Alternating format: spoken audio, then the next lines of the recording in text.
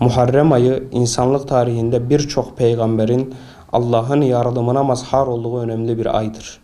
Bu ayın 10. günü olan Aşura, geçmiş peygamberlerde Allah'a şükrün ifadesi olarak oruçla geçirilmesi gerektiğine inanılan değerli bir gün olarak anlam kazanmıştı.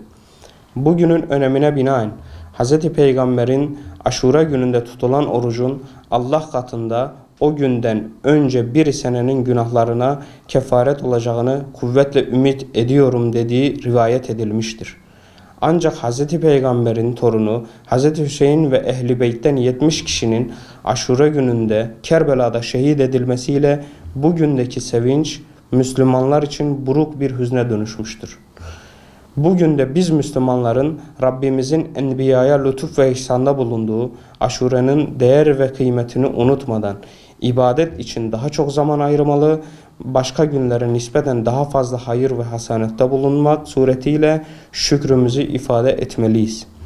Hz. Peygamber'in Ramazan ayından sonra en faziletli oruç Allah'ın ayı olan Muharrem ayında tutulan oruçtur hadisini dikkate alarak bu günlerde özellikle oruç ibadetine büyük önem vermeliyiz.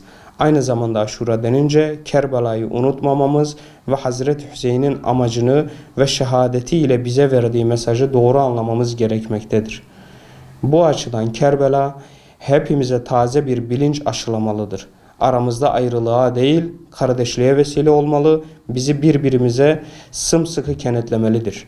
Kerbela'nın bizlere yüklediği görev ve sorumluluk, gönül kapılarımızı ardına kadar birbirimize açmak, yüreklerimizi Kerbela'ya dönüştürmemektir. Bu duygu ve düşüncelerle Aşura'nın İslam aleminin savaştan barışa, zulümden adalete, şiddetten merhamete, zilletten izzete dönmesine vesile olmasını temenni ediyoruz. Bu vesileyle başta Seyyid-i Şüheda İmam Hazreti Hüseyin ve Kerbela şehitleri olmak üzere bütün şehitlerimize rahmet diliyoruz.